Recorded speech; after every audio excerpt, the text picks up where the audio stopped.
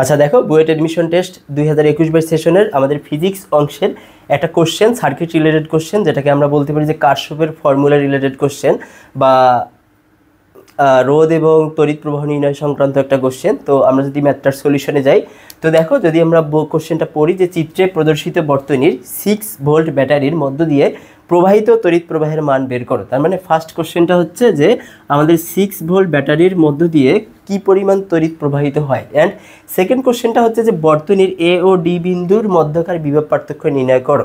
তো দেখো এরা কিন্তু দিয়ে দিছে যে বর্তনী 6 ভোল্ট কত বলতো, এই যে এখানে আমাদের 6 ভোল্ট, এখানে 2 ভোল্ট, এখানে 4 ভোল্ট। তার মানে আমাদের এই টাইপ ম্যাথের ক্ষেত্রে কি করা লাগবে, আমাদের যদি আমরা নর্মাল ফর্মুলাতে যাইতে না পারি তাহলে আমরা কারশফের ফর্মুলা প্রয়োগ করব। তো দেখো কারশফের ফর্মুলা প্রয়োগ করার ক্ষেত্রে আমাদেরকে আগে বের করতে হবে যে কোন কোন দিকে প্রবাহিত হচ্ছে প্রবাহগুলা, এবং ব্যাটারির পজিটিভ প্রান্ত নেগেটিভ প্রান্ত, এই জিনিসগুলো ডিটারমাইন করা লাগবে। এবং আমরা অ্যান্টি ক্লকওয়াইজ ধরবো নাকি ক্লকওয়াইজ ধরবো, এই সমস্ত ব্যাপারটা জাস্ট আমাদের মাথায় নিয়ে আগাইলে আমাদের ম্যাথগুলো ইনশাল্লাহ সলভ হবে। তো দেখো এখানে আমাদের 6 ভোল্ট ব্যাটারির মধ্য দিয়ে কি পরিমাণ তড়িৎ প্রবাহ যায়, তো এখানে এরা দিয়ে দিচ্ছে যে প্রবাহটা আমাদের এই দিক দিয়ে যায়। তো আমি ধরে নিলাম যে এদিক দিয়ে আই পরিমাণ প্রবাহ যায়, এদিক দিয়ে কি আই পরিমাণ প্রবাহ যায়। আগে আমাদের এই দিকগুলো ক্লিয়ার করতে হবে। তো দেখো এদিক দিয়ে যদি আই প্রবাহ আসে দেন এখানে দেখো দুইটা লাইন চলে গেছে, তো দুইটা যদি কেবল চলে যায় তো দুই দিক দিয়ে প্রবাহটা যাবে। তো আমি এখানে ধরে নিলাম যে এই লাইনটা দিয়া বা এই কেবলটা দিয়া আই এ পরিমাণ তড়িৎ প্রবাহ এই দিক দিয়ে যাচ্ছে। ক্লিয়ার? এখন দেখো আমি কিন্তু এই দিক দিয়ে ধরতে পারি যে এই দিক দিয়ে কি যাচ্ছে বলো তো, বিডি পথে আই ডি পরিমাণ তড়িৎ প্রবাহ যাচ্ছে। তো এক্ষেত্রে হবে কি, মনে করো আমাদের চলকের মানগুলো বৃদ্ধি পাবে, ফলে আমাদের ম্যাথগুলো ক্যালকুলেশনে অনেক ঝামেলা হবে। তো আমরা এই ক্ষেত্রে দেখো কি দেখবো, সাপোজ এই দিক দিয়ে আই পরিমাণ তড়িৎ প্রবাহ আসলো এবং এই দিক দিয়ে আই এ পরিমাণ গেল, তার মানে এই দিক দিয়ে কত প্রবাহ যাবে বলো তো, আই মাইনাস আই এ পরিমাণ তড়িৎ প্রবাহ যাবে। এইটা জাস্ট একদম মাথায় ঢুকায় নাও, তাহলে ম্যাথ করার ক্ষেত্রে একদম ইজি হয়ে যাবে। দেন দেখো আমাদের আই এ তড়িৎ প্রবাহ যদি এখানে আসে, তার মানে এই দিক দিয়েও কত যাবে বলো তো, আই এ প্রবাহ যাবে। এই আই এটা এখানে আসতেছে এবং আই মাইনাস আই এটা এখানে এসে আবার টোটাল কত হয়ে যাবে বলো তো, শুধুমাত্র আই হয়ে যাবে। এখন কথা হচ্ছে আই এবার এদিক দিয়েও যাবে এদিক দিয়েও যাবে, তার মানে আমি যে কোনো একটাকে ধরে নিতে পারি। তো ধরলাম যে ইডি পথে আই বি পরিমাণ তড়িৎ প্রবাহ যাবে। তার মানে সিম্পলি বোঝা যাচ্ছে যে ইসি কেবলে আমাদের কত যাবে বলো তো, আই মাইনাস আই বি। তার মানে আমাদের আগে প্রবাহগুলো একদম ক্লিয়ার হইলো যে কোনটা কোন দিক বরাবর যাচ্ছে, এবং ব্যাটারির যদি আমরা পজিটিভ নেগেটিভগুলো লিখে ফেলি তাহলে ব্যাপারটা আরও ইজি হয়। দেন আর আমাদের কোনো ঝামেলা নাই, আমরা ডিরেক্ট এখন কারশফের ফর্মুলাতে ফেলাই দিব। তো দেখো এখানে যদি আমরা সিম্পলি চিন্তা করি যে এখানে কারশফের ভোল্টেজ ল অ্যাপ্লাই করা যায় কিনা, তো দেখো এখানে 3টা লুপ দেখা যাইতেছে, বা পুরোটাও একটা লুপ যদি আমরা চিন্তা করি, যদি এই দুইটা যোগ করে দেই, কিন্তু এই দুটো যোগ করা যাবে না কারণ ওখানে আমাদের কোনো রোধ নাই। তো দেখো আমরা এখানে যেহেতু 3টা লুপ আছে, এই 3টা লুপে কারশফ ভোল্টেজ লটা প্রয়োগ করব, কেভিএল প্রয়োগ করব। তো কেভিএল প্রয়োগ করার ক্ষেত্রে তোমাদের যে ভুলটা হয় সেটা হচ্ছে তোমরা পজিটিভ এবং নেগেটিভ ভুল করো। তো পজিটিভ এবং নেগেটিভ রাইট করার জন্য তোমাদের যে ক্লকওয়াইজ নাও বা অ্যান্টি ক্লকওয়াইজ নাও, এই জিনিস দুইটা আসলে তোমাদের লেখাটা একটা স্ট্র্যাটেজি আছে, সেটা হচ্ছে যেভাবে গতিপথগুলো গেছে, সাপোজ এখানে ত্রিভুজ শেপে গেছে না, তো তোমার শেপগুলো হবে এইরকমভাবে। তার মানে এইটা হচ্ছে অ্যান্টি ক্লকওয়াইজ, আর যদি আমি ক্লকওয়াইজ নেই তাহলে কী রকম শেপটা হবে বলো তো, এইভাবে আসলো এইভাবে আসলো এইভাবে আসলো, তার মানে এই যে ক্লকওয়াইজ।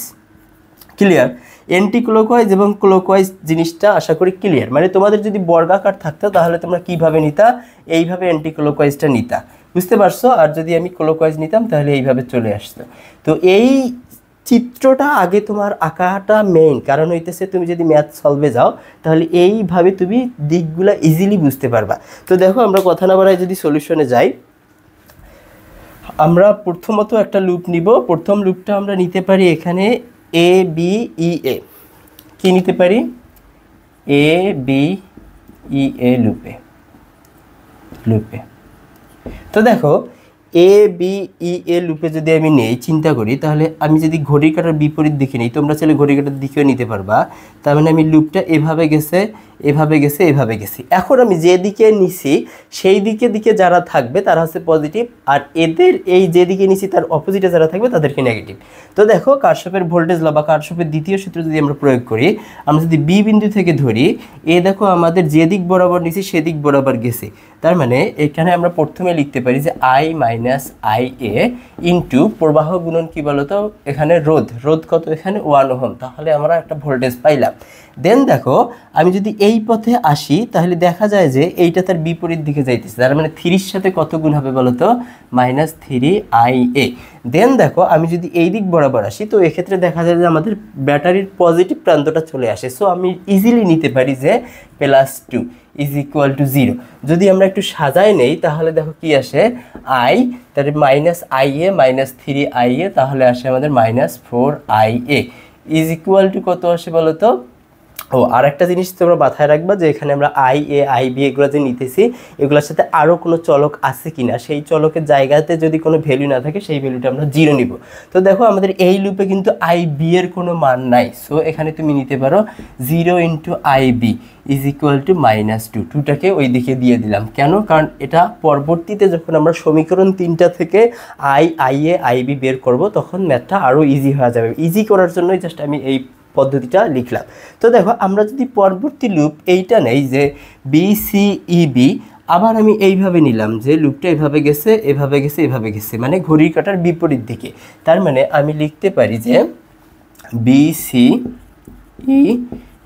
লুপে কি বলতো কারশফের ভোল্টেজ ল প্রয়োগ করে পাই। তাহলে খুব সিম্পলি দেখো আমাদের ব্যাটারি কোন প্রান্ত পড়ে গেছে, পজিটিভ। ব্যাটারি বেলা কিন্তু আমরা দিক চিন্তা করব না, কোন দিকে পজিটিভ কোন দিকে নেগেটিভ এইটাই জাস্ট নিব। তো দেখো এখানে আমাদের শুরুতেই কত আসে, 6 আসে, শুরুতেই কত আসে 6। দেন আমি যদি এই দিকে যাই দেখা যায় আমার লুপ গেছে এই দিকে, কিন্তু এই চার্জ কোথায় গেছে, এই দিকে। তার মানে আমাদের এটার সাথে এটা জাস্ট গুণ হবে, তার মানে কি আসবে, ঋণাত্মক চিহ্ন আসবে, -i × -IB ইন্টু কী হবে বলো তো, 6। ক্লিয়ার। দেন দেখো আমি এই পথে আসছি কিন্তু এই চার্জ গেছে কি এই দিকে, তার মানে এইটার বিপরীত দিকে, তার মানে এটা আবার কি হবে, মাইনাস হবে। তো দেখো -i - IA × 1 = 0। তো দেখো আমি যদি এটাকে একটু সাজাই লিখি তাহলে আসে আমাদের -i, তারপর আসে আমাদের যদি আমি আচ্ছা ইজি করেই লিখি, একটু লাইন বাড়ুক সমস্যা নেই, -i প্লাস হচ্ছে IB এবং এগুলোর সাথে কত গুণন, 6 গুণন, মাইনাস হচ্ছে আমাদের I প্লাস হচ্ছে IA = 0। এখন IA IB কে আমরা একটু সিকোয়েন্স আকারে লিখবো। তো দেখো I কে কি লেখা যায়, -7i 6i R I -7i। দেন যদি আমি IA কে লিখি তাহলে লেখা যায় IA, এবং B কে যদি লিখি প্লাস হচ্ছে 6IB = -6। এইটা হচ্ছে সমীকরণ 2। ক্লিয়ার। তাহলে সমীকরণ 1 বের হলো, 2 বের হলো। এখন আমরা সমীকরণ 3 নিব। সমীকরণ 3-এ আমরা কি, সমীকরণ 3-এ আরেকটা লুপ, আমি এটাকেও অ্যান্টি ক্লকওয়াইজ ডিরেকশনে নিলাম। দেখো আমাদের তীর চিহ্নগুলো আগে ভালো করে খেয়াল করো। তো এটা আমি নিলাম যে ECDE লুপে, ECDE যদি আমি লুপে চিন্তা করি তাহলে দেখো আমাদের এইটা যেদিকে গেছে এটাও সেই দিকে গেছে। তো এইটা আমাদের কত বলতো, 6 ওহম। 6 ওহমের সাথে কি বলতো, I - IB ইন্টু কত, 6। দেন এইটা কত, এখানে মাইনাস চলে আসছে, সো -4। এখানে কত চলে আসছে, এটা হচ্ছে তার বিপরীত দিকে, সো এটা কি হবে, -IB × 4 = 0। তার মানে এটা যদি আমি ক্যালকুলেশন করি তাহলে 6i - 6IB, সরি I এর থেকে B বড় হয়ে গেছিল, বুঝছো। তো দেখো এটা দেন -4 - IB, তো = 0। বিটা একটু ছোট করে দেওয়া উচিত ছিল। আচ্ছা দেন দেখো আমি যদি এটাকে ওই IA IB আকারে যদি লিখতে যাই তাহলে কি আসে, আমাদের 6i আসে, -4 আর 6 কত হয় বলো তো, 10, -10 IB = কত বলো তো, = 4। ক্লিয়ার। তার মানে আমাদের এইটা হচ্ছে কত নম্বর সমীকরণ, 3 নম্বর সমীকরণ। তো এখানে দেখো আমাদের IA এর মান নাই, সো আমরা IA এর মান যেহেতু নাই সেহেতু এটাকে কি লিখতে পারি, 6i প্লাস হচ্ছে 0 × IA তাহলে আমাদের তিনটা সমীকরণে সবগুলা ভ্যালু থাকতেছে।